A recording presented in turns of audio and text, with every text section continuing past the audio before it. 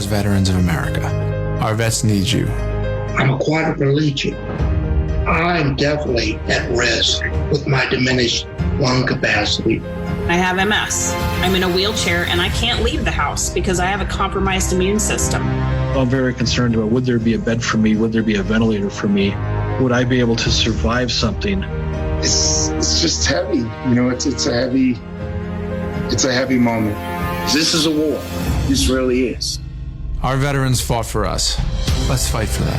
I am so grateful for the PVA. They're making sure that we have all of the food and supplies that we need right now. We all got to help each other right now. We can't get through this by ourselves. It's with profound gratitude that you're going to be saving our lives. To find out how you can help, please go to helppva.org. That's HELPPVA.org. So many people who had no history of heart illnesses have got it now, or blood clotting after the COVID-19 vaccination. Punish those who hurt people with COVID madness, lighting the fuse for freedom. TNT Radio. Okay, happy days. We are locked, we're loaded, we are live again. It's Monday the 20th of November, and I want to get straight down to business here. I have a gentleman on the line that I'm very much looking forward to talking with. He's a fellow Irishman. He's called Mark Malloy. He's part of a group called And Bun React. Let me give you an example of what they're all about. I can only touch on this briefly before we get down to business, but they're trying to bring awareness of the Irish Constitution, the fraud that has been committed in relation to the Irish Constitution, and how the people can take back control of the country of Ireland. So this is important given the state of play that we're in at the minute. If you want to, I could direct you to two great presentations that Mark has given recently, one of which is on Rumble. There's a channel called A Warrior Calls. So go to Rumble and check out A Warrior Calls. And there's an upload there called Emergency for the Irish. Mark talks very powerfully there for a good hour on what the state of play is here in Ireland. All sorts of things to do with the Irish Constitution, the way the government is taking us, what the future could hold for Ireland. And also on YouTube, just a few days ago, he was part of a meeting and he did another presentation at that. And the name of that YouTube channel is éiRe Says No to Mining. Land protectors, go and check that out and you'll find out all about what Mark's about. We just literally don't have time to dig into that now. I want to talk to him about the state of play in Ireland, the way that Ireland's going at the minute, and what will happen to Ireland if nothing is actually done about it. So Mark, that's enough talking from me. How are you doing this morning, sir? Are you well? Hopefully you can hear me. Can you hear me? He's just looking at me. Mark, can you hear me? Is there an audio connection, please? No? Okay. We'll just take a quick break. We'll get him on the phone. All being well, we'll not be going too far away. Just stay tuned. We'll be back in 1 minute. Roxanne Watson is on a mission. Hello, how are you doing today? She wants more people to register as organ, eye, and tissue donors. Are you an organ donor? Yes, I am. Yay! My goal is to sign up the most people in the United States. What drives her? Roxanne's own life was saved through the gift of a heart transplant, made possible by an organ donor. I decided that day that I was going to devote myself to the cause of organ donation and signing people up and honoring my donor by doing that. Now she's back to health, and she's a powerful force helping to save lives every day through her work. Imagine what you can make possible by leaving behind the gift of life. 8 people can be helped with the major organs, and up to 50 people can be helped with a little bit of everything. And when you think about it that way, that you could help that many people, it's amazing. It really is. Learn more and sign up as an organ, eye, and tissue donor. Go to organdonor.gov. A message from the U.S. Department of Health and Human Services, Health Resources and Services Administration. And we're live here outside the Perez family home, just waiting for and there they go. Almost on time this morning. Mom is coming out the front door strong with a double-arm kid carry. Looks like Dad has the bags. Daughter is bringing up the rear. Oh, but the diaper bag wasn't closed. Diapers and toys are everywhere. Ooh, but Mom has just nailed the perfect car seat buckle for the toddler. And now the eldest daughter, who looks to be about 9 or 10, has secured herself in the booster seat. Dad zips the bag closed, and they're off. But looks like Mom doesn't realize her coffee cup is still on the roof of the car. And there it goes. Oh, that's a shame. That mug was a fam favorite. Don't sweat the small stuff. Just nail the big stuff, like making sure your kids are buckled correctly in the right seat for their age and size. Learn more at nhtsa.gov/the right seat. Visit nhtsa.gov/the right seat. Brought to you by NHTSA and the Ad Council. A cashless society means zero cash. No tipping the waiter or hairdresser. No giving to busking musicians. No selling unwanted items for cash. No buying anything with privacy. Digital currency means every cent you receive will be recorded and every transaction tracked. Lighting the fuse for freedom. TNT Radio. Okay, hopefully we're connected now with Mr. Mark Malloy on the phone. Mark, are you there? Can you hear me? Are you locked and loaded? Please say yes. Locked and loaded. Good man yourself. Yeah? Yes, I can hear you perfectly, mate. We've had a bit of a funny old morning this morning. My first guest didn't connect up with us for whatever reason. And then obviously we had a little bit of issues there on the Zoom. But I'm talking to you now, which is the most important thing. I don't know if you heard the blurb or not. I said that you were involved in an organisation, and Bun React, bringing awareness of the Irish Constitution, the fraud committed in relation to it, and how the people of Ireland, or éiRe, can take back control of the country. So I was telling people that you've done a couple of presentations recently, one of which on the Rumble channel called A Warrior Calls, under the title of An Emergency for the Irish, and also on YouTube.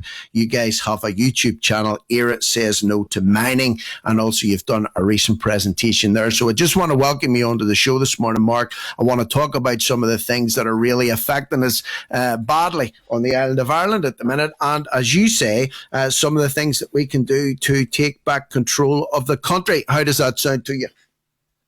Absolutely fantastic. Thank you.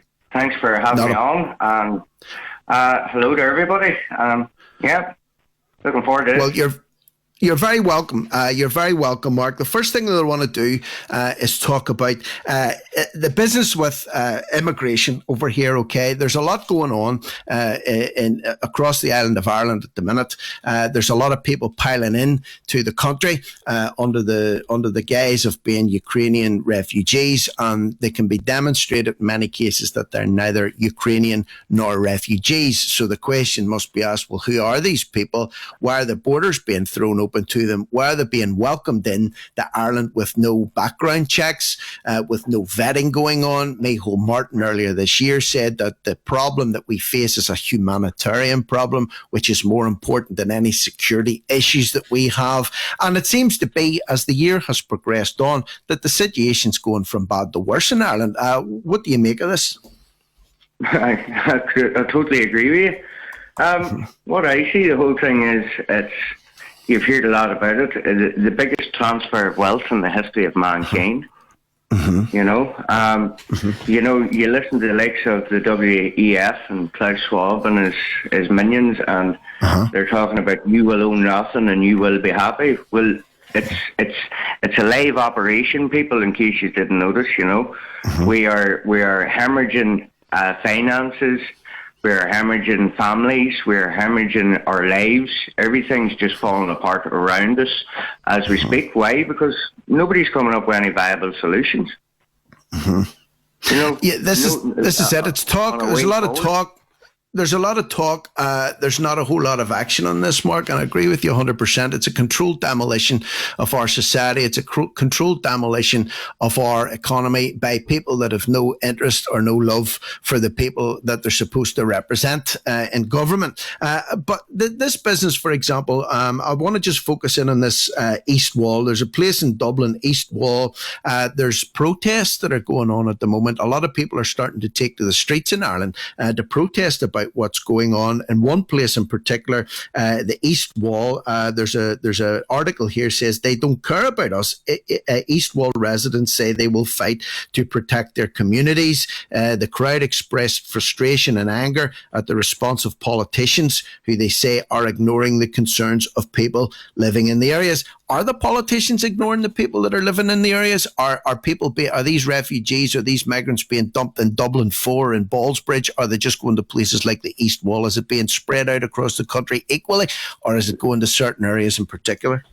Well, there's picturesque places like Carlingford Loch, just across the so-called border here, and it's absolutely been flooded. And I think yesterday or on Saturday, the brave people there, men, women, and children, went, and they're showing their displeasure at it. I'm seeing it happening in a few towns. It seems to be taking a bit of momentum, but again, with these rallies, there's always divide and conquer in it. Like, you'll always have, someone coming in with a doctor in front of their name or something like that, and they think they're a wee bit more important than everybody else to get the microphone, and then they start controlling narratives. That's the way I see it, So, look, there's a few things happening. What I see down at East Wall is, it's shocking. But there's another place called Cookstown, and it's in an industrial estate that's seen Philip Dwyer covering stories on it. And they seem to be shipping workers from the north down there to do all the electrical work and all the plumbing work and all the stud walling. Seems to be somebody from the south of Ireland wants to put their hands on it. So, again, they bring in outside work, outside workers to do the dirty work. And these, they're called provision centres. And they're holding up to hundreds and hundreds of unvetted men. And as far as I can see, like, there was two bus loads came in there one night into the place, and there was men getting off it in complete designer gear. Now, if you're coming out of war-torn countries, you're not coming off it with a pair of Nike Air Force One and a Gucci top on, And they're not Ukrainians. There's people there from Georgia. I didn't know there was wars going on in Georgia. Albania, that's another one that they're using. I see it as a part of a bigger agenda. I see it maybe as when the lights go out. Because if you look at all the other European cities there this past two years here, the 2 summers or 2 winters, they destroyed, first of all, you George Floyd, so they destroyed over there in America. Then they started sweeping it into Western Europe, and they've done Germany, Spain, France. We've seen it there this past 2 years, and we're going like, well, French people wouldn't be doing that, running about with, wrecking their own country, burning their own shops, because I wouldn't do it in my own country. So these people are being shipped in, and you hear a lot of them saying, we're only here for a wee while.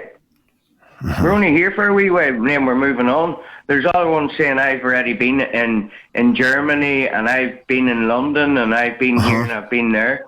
And you're sitting going, well, you seem to be travelling very freely with no documents, And they're saying they're working, they're doing this. It's not adding up. And I think they're selling our country for a large, what would you call it, when the lights go out, smash and grab, and it all adds up to build back better. Because we're looking around lovely Ireland and we're going, well, it's built up all right, it's pretty cool, so we don't need to build back anything better. So what are they talking about, build back better? Well, here's the thing, Mark. The city. Yeah, well, here's what I'm thinking. Just as you're saying about the Build Back Better, you see, when all this nonsense kicked off in March 2020, they had the lockdowns, they had the rollout of their alleged pandemic, the scamdemic, the pandemic, call it whatever you want. There were certain places were hit particularly bad. So Australia got it really bad, New Zealand got it really bad, Canada got it really bad, and Ireland got a bit of a kicking too, with vaccine passports and the way that the government were locking people down and businesses were being affected. I really do think, and when I see what you've just described about who's coming into the country at the minute, and politicians will spin this around to say, listen, we'll have to show love for our fellow man, we'll have to open our doors, we can't turn anybody away that's under threat of death or persecution. Where's the women? Where's the children? And where's the old people? If these men are genuinely fleeing from persecution, are they leaving the women and the children and the old people behind? Because if that's the case, what does that say about the caliber of men that's coming into the country when they would abandon their women and their kids and their mothers and fathers back in whatever place they've just run from? Or maybe there's no problem at all in the places that they're coming from. They're just coming here to line their own pockets. Well, they're coming here to loot, burn, steal, and profit. Yeah, line their own pockets and move on. I think it's what would you call it? A travelling band of, I suppose, Nazis.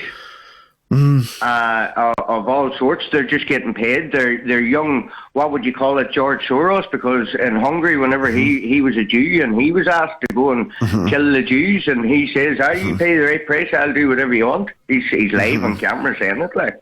These people here are here to do damage, and if you look at it, like, you talk about the south of this island, I've been up and down. I'm in the north, and I've been up and down regular. And it used to be years ago when I went down there, I felt free. And now when I go down there, as soon as you go over, suppose through Newry and down into the south, you feel a lull coming over you. There's that much 5G towers and all over it.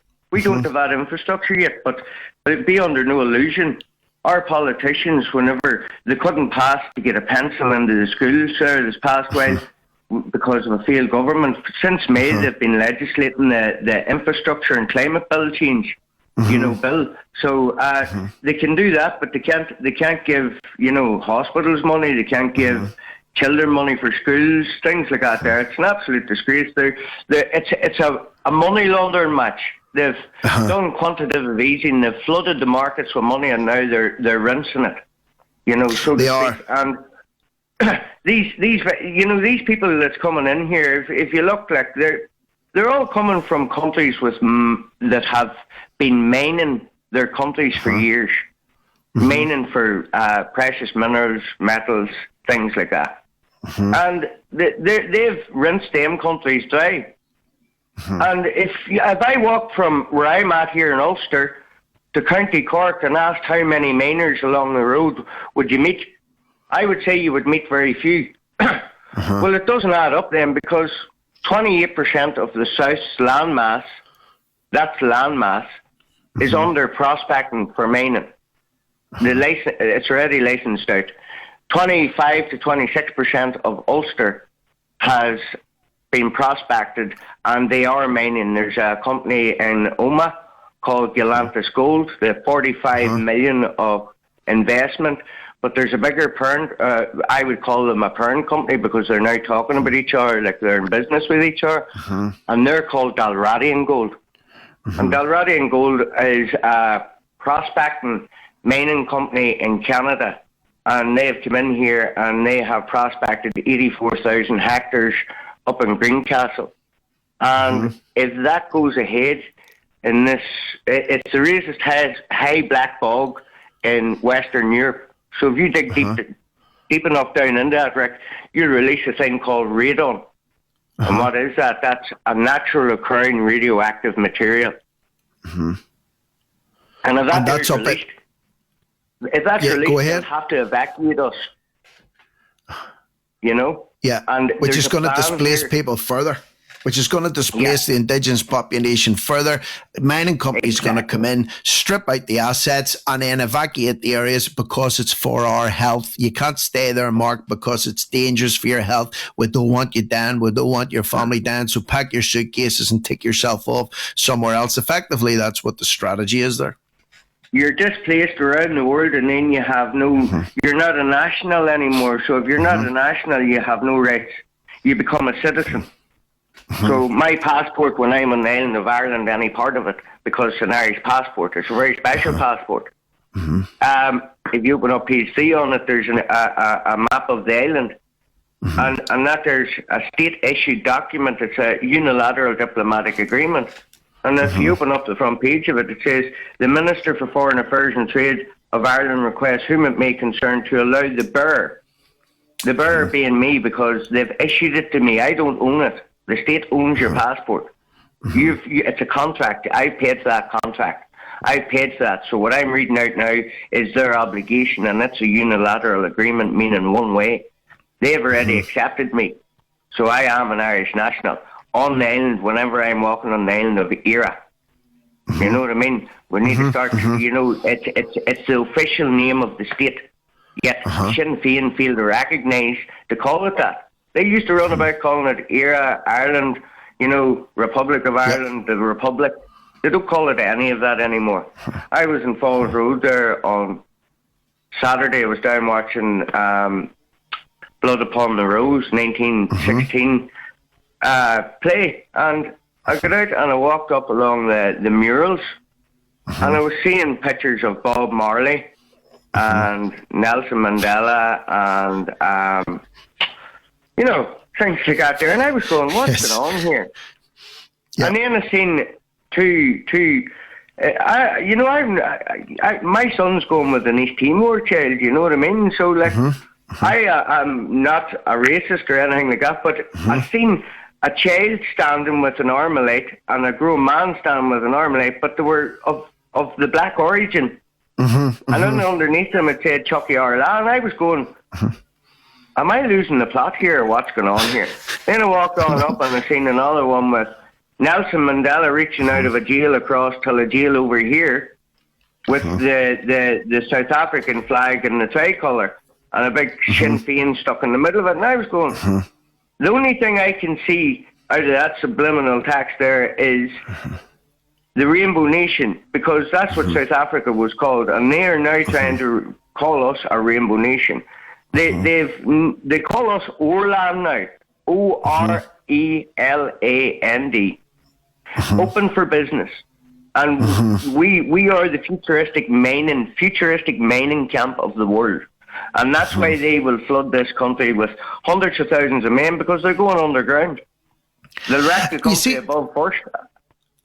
Well, what I want to do is, you see that there are business about the mining and the labour that's coming in potentially to do it. That's an avenue that I haven't heard anybody else talking about until you and I had a wee conversation last night, because there's a lot of theories about why people are being brought in. I think there's a big destabilisation element to this too. There's a big economic drain happening as a result of this too, for them to tank the economy. But also, we've got to look at other reasons why the country might be flooded by these young fighting age men. And I think one of the reasons is you've hit the nail on the head, which could be down to mining. We're going to take a wee 2-minute break, Mark, if you don't mind. And when we come back, I want to look at this a little bit further and traditional politics in this island as well. Something you said in one of your speeches was that, you know, you were always told by your parents to vote this way. It would get us over the line. I was the same. Usually in Northern Ireland or wherever, you voted for who your man and dad would have voted for, whoever you were told to vote for, without any understanding of what the actual policies or the politics of the party were anything about, and those have changed a lot over the last couple of years. So I want to look at that with you when we come back in 2 minutes here. Listeners, don't go away. This is TNT Radio. We'll be right back. Give me a minute with TNT Radio's Steve Malzberg. More evidence that the Department of Justice under President Biden is little more than a political arm of the left. You might remember the case of Uruj Rahman, a lawyer who, along with another attorney, threw a Molotov cocktail into an NYPD cruiser during the 2020 George Floyd riots in New York City. The Trump administration wanted to use a domestic terrorism sentencing enhancement against them, which would have carried a maximum 10-year sentence. But according to the Washington Free Beacon, the Biden Justice Department dropped that, and the pair pleaded guilty to lesser charges. Rahman still faced up to 5 years in prison, but got just 15 months after the Biden Justice Department intervened on her behalf. The judge actually called Rahman a remarkable person who did a terrible thing one night, repeating the argument of her defense team. Prosecutors said both attorneys explicitly approved of violence and in text messages encouraged others to engage in violence. And the Biden DOJ went to bat for these low-life punks, shouted from the rooftops. Thanks for giving me a minute. I'm Steve Malzberg for TNT Radio. Every time you hop on your motorbike, who else is coming with you? Well, there's your girlfriend. Hey, babe. Your mum. Hi, love. Your dad. Shuffle closer, will you? Your mates. Hey, buddy. How you going? Well, there we go. Not to mention your dreams, your plans, and your future. So next time you're on your motorbike, ride safely. Because there's a lot riding on it. A message brought to you by the Government of South Australia. Far-left Brazilian Supreme Court orders banks to block funds of businessmen who supported the protesters in mass democracy rallies. Sounds like Canada, doesn't it? The federal government has invoked the Emergencies Act. Today's News Talk, TNT Radio. Okay, I'm talking here with Mark Malloy, who's a fellow Irishman here. We're just talking shop. We're talking about the state of play of the country at the minute, which direction we think things could be going, and the absolute unmitigated disaster that our so-called politicians and elected representatives are hoisting on us at the minute. Mark, you were talking about mining. A couple of mining companies are active. Well, they're actively prospecting across the north and the south at the minute. There's an area that they could be digging into soon, releasing radon gas. People will be displaced. They're going to be needing a lot of labour going in there to do a lot of grunt work. Could be solved by the big influx of men that are coming in at the minute, but also something that you said in one of the presentations that you did recently was it could also be used as a dumping ground then, or whatever landfills in there could be used as a dumping ground for toxic substances that the rest of the United Kingdom and Ireland maybe don't want. Is that a fair point as well? That's a fair point. There's a 2014 white paper, and it's implementing geological disposal facilities. You can just Google that, and it should come up. It's a white paper. It's blue and cover the front. And when you go into it, like, you know, and start reading it, well, they're leaving it to devolved governments. So there's 4 devolved governments in the United Kingdom. There's Wales, England, Scotland, and Northern Ireland. Well, Scotland, Wales, and England have sort of turned it down. What is a geological disposal facility?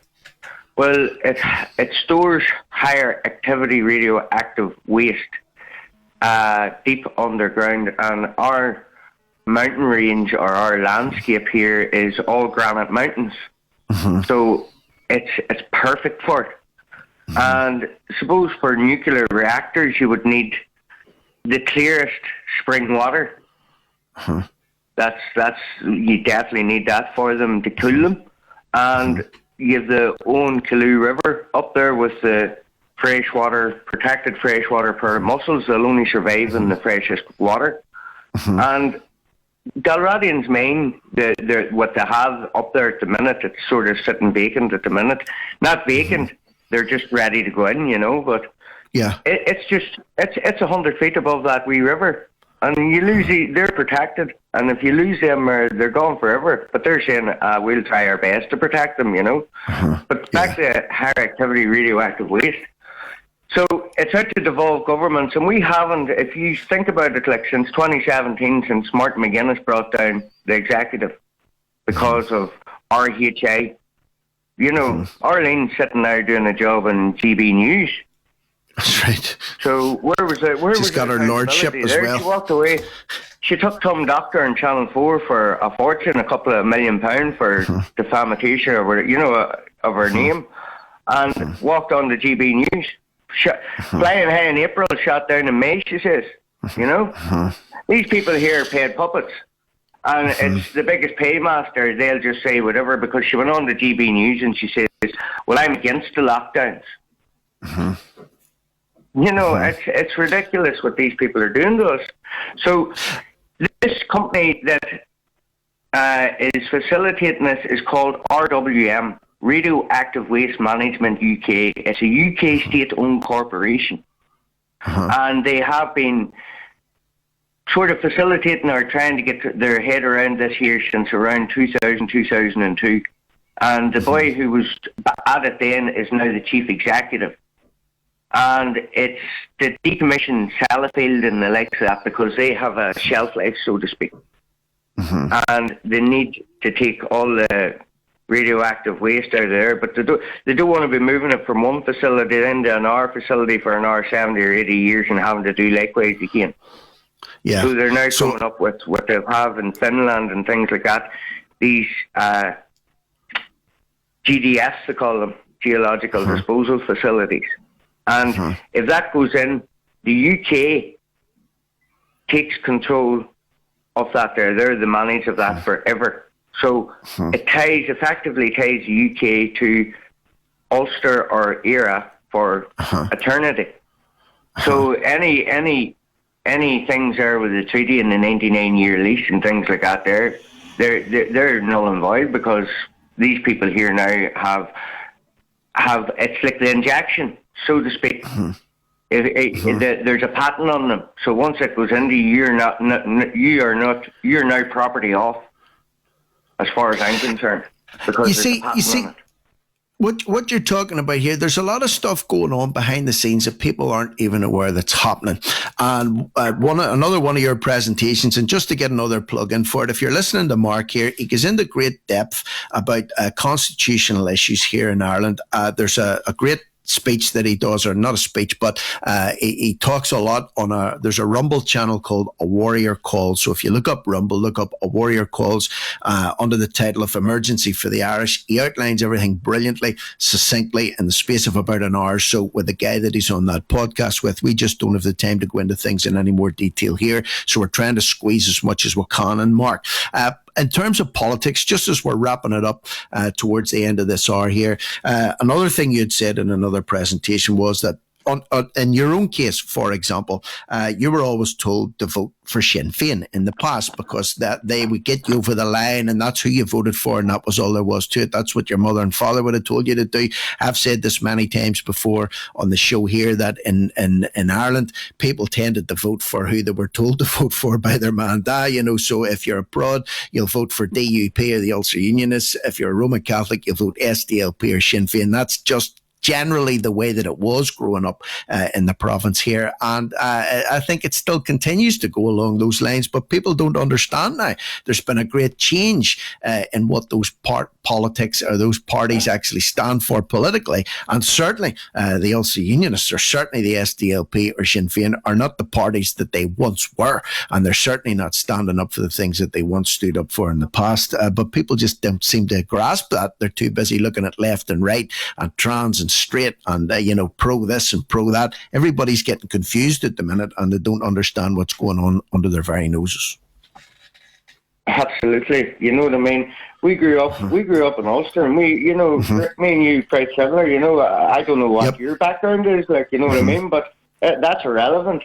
The only difference between you and I, buddy, is the colour of our eyes, and a lot of people in Ulster have grown together again, so they have. We've grown out of that, and that COVID lockdown done that there, because Protestants and Catholics were meeting up and seeing that one denominator. What we want to see, we want to have a better future for our children, and we're seeing that the politicians, it didn't matter, they're all left wing, right wing, the same board. You know what I mean? They're the same paymasters, and we've seen that there. Like Sinn Féin went from Irish freedom fighters to Irish freedom removers overnight. You know what I mean? Yeah. And then the stand and shake King Regis, Charles III Regis, you know what I mean? To shake his hand, and him was a parachute regiment, colonel and officer in command. That's right. Since 1977, 5 years after Bloody Sunday in Ballymurphy. We're innocent people, where the British government have come out and said, and there's been no accountability for it, And these legacy things, that's just putting money into the bar society. Has anybody ever got any justice or any out of these legacy? And it's going. Take it into consideration. We're 24 years until peacetime. The suicide is through the roof. The roof. I've lost so many people belonging to me and around me to suicide, and nobody's talking about it. And what is it? It's all down to prescribed drugs. Because we came out of war, we're war-torn babies, and we came out of war, and the Fed is full of ease, and the Fed is full of this, and the Fed is full of disco raves, and they didn't deal with the problem. And they just stimulated it, and now they're firing antidepressants and, opioids at people, and people can't cope anymore. People are going to the bottle. All these people that were on the streets fighting for freedom, didn't matter where they were. We all had the same belief. Where I was a Catholic, I wanted a united Ireland.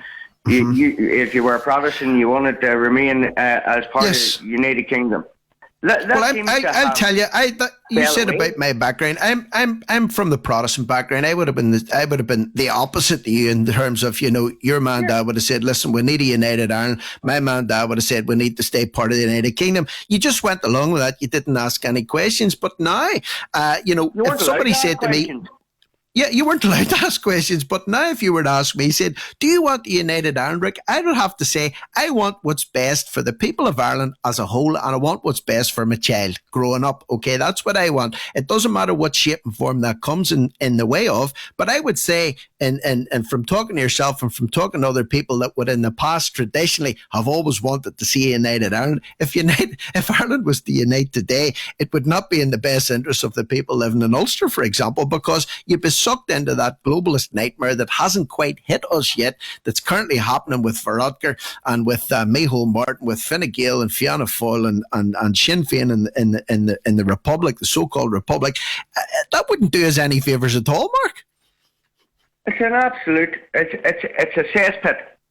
Mm-hmm. And I say that there with a heavy heart. It breaks my heart. I've sat and cried about it. I've been down there, and I don't mean that there to be offensive, but we've turned left wing, right wing, and we're all everybody's divided, and I'm sitting going, what happened to good old Teig and Prod, and you know what I mean? Now but they're outdated now. And Martha, it's ridiculous. And what do we want? We want a better. We want what we were promised: peace on both sides. We want peace. We want prosperity. We are. éiRe, right, is the ancient god éiRe. And that translates into fat lands of abundance.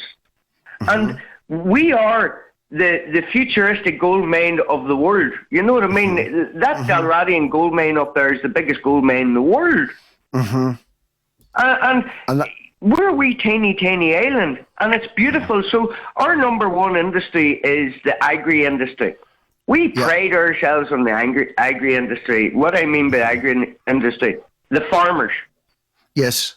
Which are trying to destroy as well. The produce that we put out of here.